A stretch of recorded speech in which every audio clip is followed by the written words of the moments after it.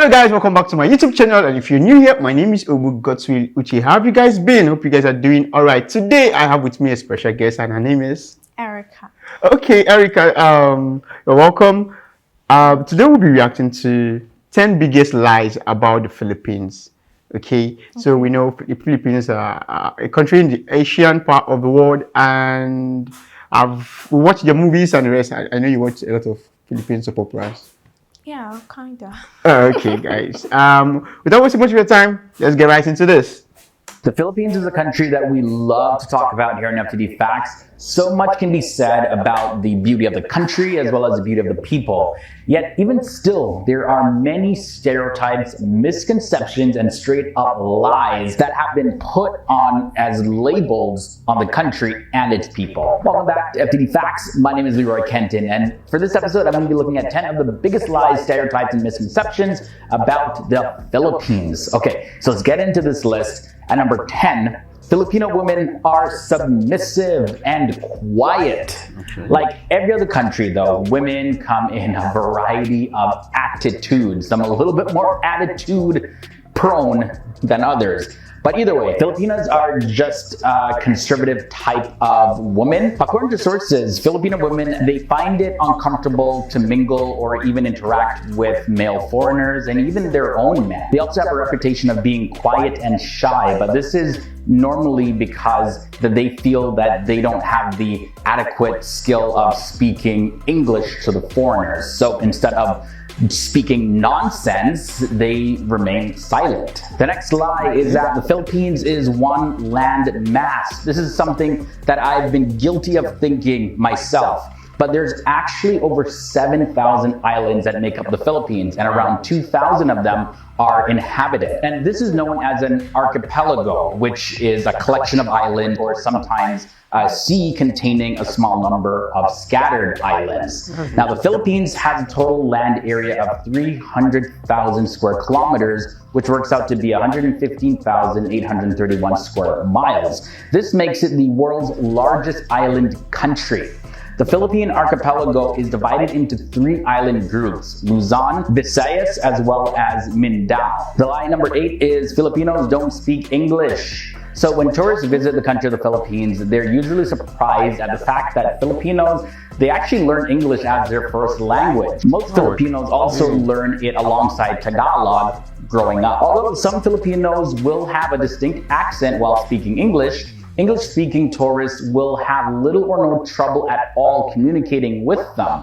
And this actually leads us to our next lie. And this lie is that Filipinos only speak Tagalog. This lie and misconception is similar to the idea that Chinese people speak Chinese, when in fact they speak a wide variety of languages like Mandarin, Cantonese, etc. In the Philippines though, Tagalog is one of many dialects spoken in the country.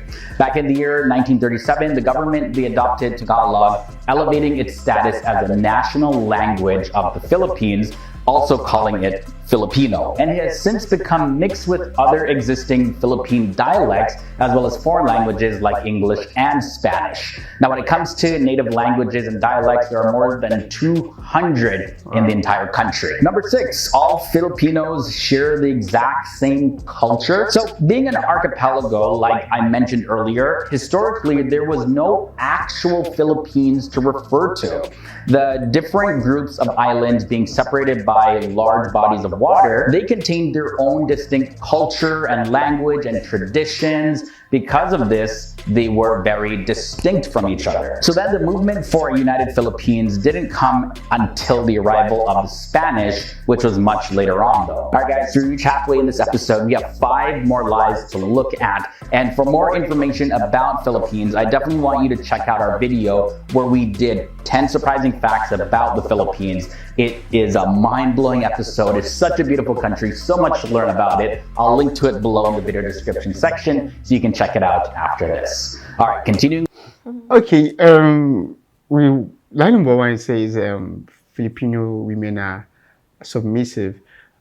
Most people, because of different cultures and because of the way everybody behave, I don't think it should be generalized, because you could see one person, because I met one person in Ghana and the person was meek, was humble, or was very submissive to the family or the man, doesn't mean everybody in Ghana, all women in Ghana are submissive. So I doubt it should be relatable.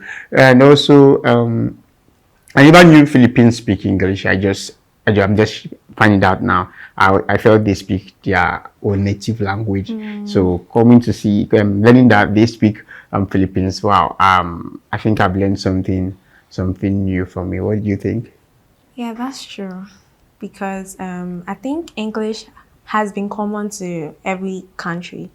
So everyone speak English and all that. And to the women, well, they are submissive. They should be, in a way. And I'm not sure it should be generalized. Yeah, so I think it's a good thing I've learned too. Oh, okay. Yeah. All right. Let's continue. With the lies. In at lie number 5, we have Filipinos are nannies and call center agents. That's all they're good for. Okay, so Filipinos may just be very good at delivering these types of services, and because of that, there's a high demand for their skills in other countries. However, not everyone shares the same dream job interest. There's actually millions and millions of Filipinos living and working overseas with completely different professions, like doctors and nurses and singers. Yeah, Filipinos sing really good. That's another stereotype, but I think there's like some facts to that. You'll find Filipino entrepreneurs, IT specialists, engineers, and the list goes on and on and on and on and on. So no, they're not just nannies, and they don't just work in call centers overseas. So line number 4 is Manila is the main business district, and this is something that I thought as well, I'm not gonna lie. Contrary to what many foreigners think, most of the embassies and big firms, banks, and insurance companies, they're actually located in Makati and Taguig City. Makati and Taguig are located within the greater Manila area. Now, Manila is the capital city of the Philippines, and it is one of the most populated cities, but it is not necessarily where all the main action happens. Number 3, have you heard this one before? Dog meat is regularly eaten and served. Okay, all right, so no, they don't sell dog meat in Filipino supermarkets and grocery stores.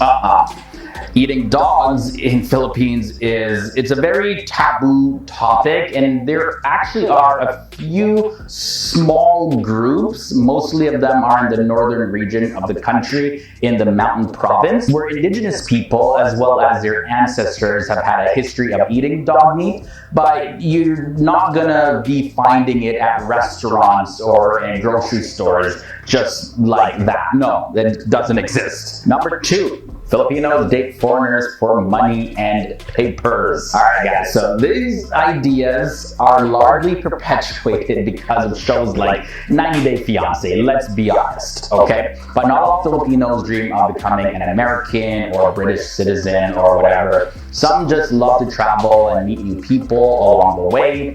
Just because Filipinos date and marry foreigners also doesn't mean that they're just looking for visa applications, making that whole process easier and everything. Filipinos, they can afford to fund their own travels themselves, get their visas, and do their jobs in foreign countries, so they don't necessarily need a foreign partner to do so. Marrying a Filipino actually does not mean that the foreigner has to support the Filipino's family either. You know, there's a lot of times where people move overseas and it's like, okay, well, you gotta send money back to my family. I'm not saying there's anything wrong with that, but it's unfair to label Filipinos with that stereotype. And yes, so it is a sad reality that because they date foreigners, it's assumed that they're just gold diggers. But if you actually think about it, just because someone dates somebody from a foreign country doesn't mean that that person is rich either. So yeah, something to think about there. And now moving on to our biggest lie in this episode, Philippines. It's a very dangerous country. Now, we've all seen the news reports. Many foreigners, they hear about Philippines' war on drugs, among other struggles that they have in the country. And this has led foreigners to think that the Philippines is a place of criminals and kidnappers everywhere. Now, there are, of course, several unfortunate issues in the country, but overall, away from the hotspots of criminal activity,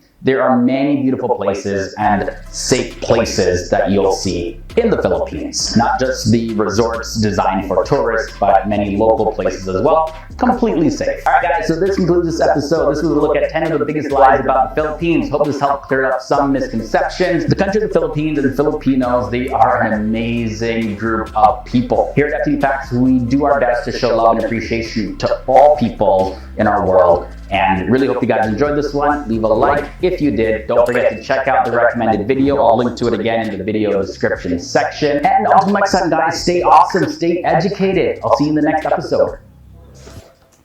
Okay, guys. I think I learned quite a lot from this video because one, let's talk about the dog eating.